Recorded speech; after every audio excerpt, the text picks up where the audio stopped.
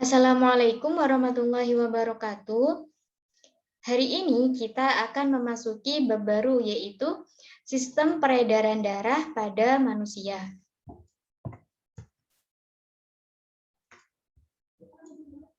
Sebelumnya, tahukah kalian apa itu fungsi darah bagi tubuh manusia? Jadi, darah pada tubuh manusia itu berfungsi untuk mengangkut nutrisi, oksigen, hormon, dan senyawa kimia lain ke seluruh sel-sel tubuh serta mengangkut karbon dioksida dan sisa metabolisme untuk dikeluarkan dari tubuh. Selain itu, darah itu juga berfungsi untuk menjaga tubuh kita dari serangan penyakit. Proses ini berlangsung terus-menerus selama kehidupan manusia. Untuk melakukan fungsi tersebut, itu melibatkan berbagai organ dalam tubuh. Apa saja proses yang terjadi dalam sistem peredaran darah, dan organ apa saja yang berperan dalam sistem peredaran darah. Dan agar kamu dapat memahaminya, pelajari materi berikut ini dengan baik ya. Yang pertama, kita akan membahas mengenai struktur dan fungsi sistem peredaran darah manusia. Pertama ada darah. Darah itu merupakan jaringan ikat yang berwujud cair yang tersusun atas dua komponen utama, yaitu plasma dan elemen seluler. Plasma darah, ini yang sebelah kiri, itu merupakan cairan ekstraseluler yang mengandung zat-zat terlarut. Sedangkan elemen seluler, ini yang ada di sebelah kanan, itu tersusun atas sel-sel darah. Apabila darah yang terdapat di dalam tabung reaksi, ini darah diambil kemudian diletakkan di tabung reaksi, selanjutnya dilakukan reaksi di sentrifugasi. Ini namanya alat sentrifugasi atau diputar. Jadi darah itu diputar, maka dengan kecepatan tertentu, maka sel-sel darah itu akan berada pada bagian dasar. Jadi sel-sel darah ini akan berada pada bagian dasarnya, sedangkan yang bagian atasnya itu merupakan plasmanya. Jadi sel-sel darahnya itu akan menghadap di bawah, kemudian yang atasnya itu berupa plasma darah. Darah tersusun atas 55% plasma darah dan 45% sel-sel darah. Secara normal, lebih dari 99% sel darah tersusun atas sel darah merah, eritrosit, kemudian ada sel darah putih, leukosit, dan keping darah, trombosit. Kita uraikan satu-satu ya, komposisi apa saja yang ada di plasma dan elemen seluler. Yang pertama ada di plasma. Di sini komposisinya ada air yang pertama. Nah, fungsi air ini sebagai pelarut untuk membawa senyawa lain. Kemudian ada garam-garam seperti kalium, natrium, kalsium, magnesium, klorida, bikarbonat. Nah, ini fungsinya untuk keseimbangan osmotik, buffer pH, dan mengatur permeabilitas membran. Kemudian protein plasma. Contohnya ada albumin, fibrinogen, kemudian ada imunoglobin, itu antibodi. Nah, fungsinya itu untuk keseimbangan osmotik, buffer, pH, pembekuan darah, serta sistem pertahanan. Kemudian komposisi yang terakhir itu ada senyawa yang ditransportasikan darah, nutrisi seperti glukosa, asam lemak, vitamin. Kemudian ada produksi sisa metabolisme gas-gas respirasi yaitu O2 dan CO2 serta hormon-hormon. Kemudian untuk di elemen seluler, ini jenis selnya itu ada 3. Nah, ini kan merupakan sel-sel darah, itu dibagi menjadi 3. Yang pertama ada eritrosit atau sel darah merah. Jumlahnya per milimeter kubik itu sebesar 5-6 juta. Kemudian fungsinya itu transport oksigen dan transport CO2. Ini berfungsi dalam proses respirasi. Kemudian ada leukosit, sel darah putih. Nah, ini jumlahnya per milimeter kubik itu ada 5.000 sampai 10.000. Nah, sel darah putih ini dibagi lagi menjadi 5, ada basofil, neutrofil, eosinofil, limfosit, dan monosit. Fungsinya itu sebagai pertahanan dan kekebalan. Kemudian yang terakhir itu ada trombosit. Trombosit jumlah per milimeter kubiknya itu 250.000 sampai 400.000 dengan fungsinya yaitu berperan dalam pembekuan darah. Selanjutnya kita akan membahas mengenai plasma darah. Nah, plasma darah itu tersusun atas 91,5% air H2O dan 8,5% zat-zat terlarut. Nah, zat-zat terlarut tersebut itu tersusun atas protein dan zat-zat lain. Protein yang terlarut dalam plasma antara lain ada albumin, fibrinogen, dan globulin yang sering disebut sebagai protein plasma. Zat-zat lain yang terlarut dalam plasma darah antara lain ada sari makanan, mineral, hormon, antibodi, dan zat sisa metabolisme, yaitu berupa urea dan karbon dioksida. Nah, ini merupakan gambar dari plasma darah. Selanjutnya kita membahas mengenai sel darah merah, yaitu eritrosit, biasa disebut dengan eritrosit. Sel darah merah itu berbentuk bulat pipih dengan bagian tengahnya itu cekung, bikonkav. Yang gambarnya yang seperti di awal tadi.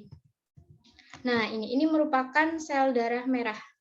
Bentuknya itu bulat, pipih dengan bagian tengahnya itu cekung, ini bikonkav. Sel darah merah itu tidak memiliki inti sel. Warna merah pada sel darah merah itu disebabkan adanya hemoglobin dalam sel darah merah.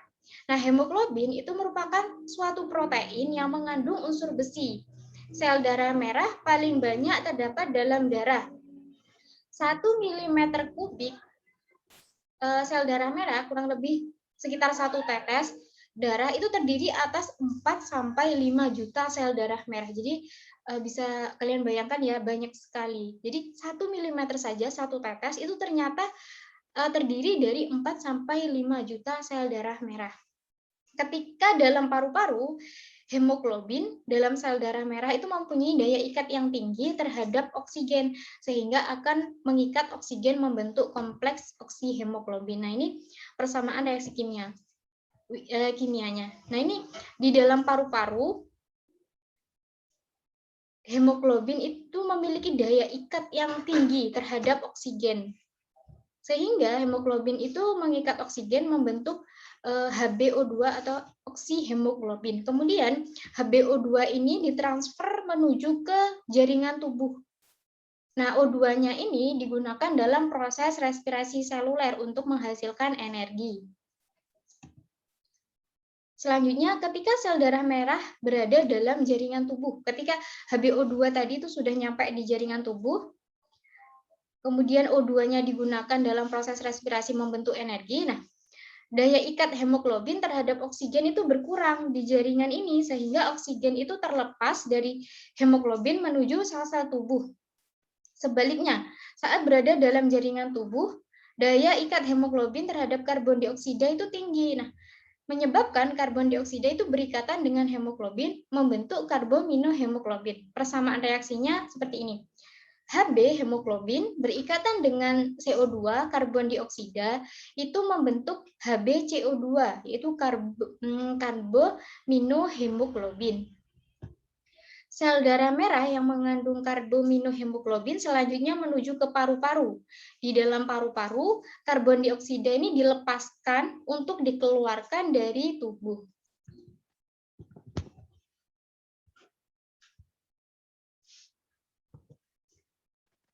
Sel darah merah ini dibentuk di dalam sumsum merah tulang, namun selama dalam kandungan, sel darah merah itu dibentuk dalam hati dan limpa. Sel darah merah itu hanya berusia sekitar 100-120 hari.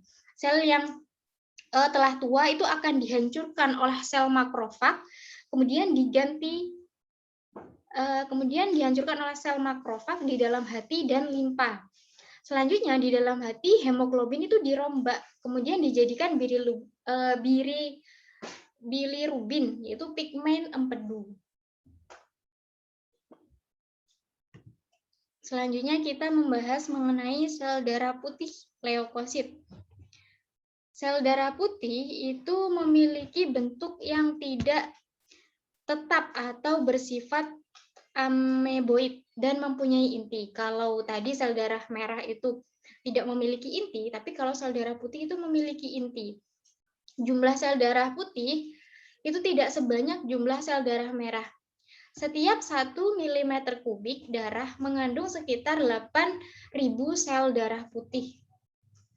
Nah, fungsi utama dari sel darah putih adalah melawan kuman atau bibit penyakit yang masuk ke dalam tubuh. Apabila di dalam darah terjadi peningkatan jumlah leukosit, maka kemungkinan terjadi infeksi di bagian tubuh. Jika jumlah leukosit sampai di bawah 6.000 sel per 1 mm kubik, darah disebut sebagai kondisi leukopenia. Jika jumlah leukosit melebihi normal di atas 9.000 sel per 1 mm kubik, itu disebut dengan leukositosis. Kemudian berdasarkan ada tidaknya butir-butir kasar granula dalam sitoplasma leukosit, leukosit atau sel darah putih ini dibedakan menjadi granulosit, granulosit dan agranulosit. Leukosit jenis granulosit ini dibagi lagi menjadi 3. Ada eosinofil, basofil, dan neutrofil. Kalau eosinofil bentuk selnya seperti ini. Jadi kayak bentuk U, kemudian banyak inti-intinya, titik-titik. Inti selnya. Karakteristiknya yaitu mengandung granula berwarna merah. Ini granulanya berwarna merah. Kemudian berfungsi pada reaksi alergi, terutama infeksi cacing. Kemudian ada yang kedua ada basofil. Basofil, ini gambarnya ya. Karakteristiknya mengandung granula berwarna biru. Nah, ini granulanya berwarna biru, berfungsi pada reaksi alergi. Kemudian yang ketiga ada neutrofil. Ini gambarnya neutrofil. Karakteristiknya itu disebut juga sel-sel PMN, polimorfonuklear. Fungsinya itu sebagai fagosit menyerang patogen. Selanjutnya, jenis sel darah putih agranulosit itu dibagi lagi menjadi 2, ada limfosit dan monosit. Limfosit karakteristiknya ada 2 jenis, yaitu sel T dan sel B. Keduanya berfungsi untuk imunitas dan kekebalan tubuh. Kemudian ada monosit, leukosit yang berfungsi paling besar. Berfungsi untuk mencerna sel-sel yang mati atau rusak dan membantu sistem kekebalan tubuh. Selanjutnya yang terakhir kita akan membahas mengenai keping darah atau trombosit. Bentuk trombosit itu beraneka ragam, yaitu bulat, oval, dan memanjang. Trombosit tidak berinti dan bergranula. Jumlah sel pada orang dewasa itu sekitar 200.000 sampai 500.000 sel per 1 mm kubik darah. Umur dari keping darah itu cukup singkat, yaitu 5 sampai 9 hari saja. Nah, ini merupakan gambar seseorang yang tangannya terluka dan mengeluarkan darah. Nah, trombosit ini berfungsi untuk pembekuan darah. Jadi darah ketika tangan kita terluka, nah lama-lama itu kan darahnya akan kering, akan membeku sendiri. Nah, ini itu peran dari keping darah atau trombosit ini. Kita bahas ya, bagaimana sih kok bisa trombosit ini berfungsi sebagai pembeku darah sehingga darah itu tidak keluar ketika mengalami luka. Nah, jadi prosesnya seperti ini. Sesaat setelah bagian tubuh terluka, misal tangan kita terluka, terkena pisau ketika memasak. Trombositnya itu kan akan pecah. Nah, ini trombositnya itu akan pecah karena bersentuhan dengan permukaan kasar dari pembuluh darah yang luka. Di dalam trombosit ini terdapat enzim trombokinase atau tromboplastin. Nah, enzim tromboplastin itu akan mengubah protombin calon trombin menjadi trombin karena pengaruh dari adanya ion kalsium dan vitamin K dalam darah. Kemudian trombin ini akan mengubah fibrinogen protein darah menjadi benang-benang fibrin. Benang-benang fibrin ini akan menjaring sel-sel darah sehingga luka tertutup. Nah, ini luka tertutup dan darah tidak menetes lagi. Jadi begitulah proses pembekuan darah sehingga darah tidak keluar lagi ketika mengalami luka. Sekian untuk materi hari ini. Untuk pertemuan selanjutnya kita akan membahas mengenai jantung dan pembuluh darah. Materi lanjutan dari materi yang ini. Apabila ada materi yang kurang jelas, bisa ditanyakan melalui grup WhatsApp kelas ya. Sekian pembelajaran hari ini. Ibu akhiri. Apabila ada salah kata, mohon maaf. Wassalamualaikum warahmatullahi wabarakatuh.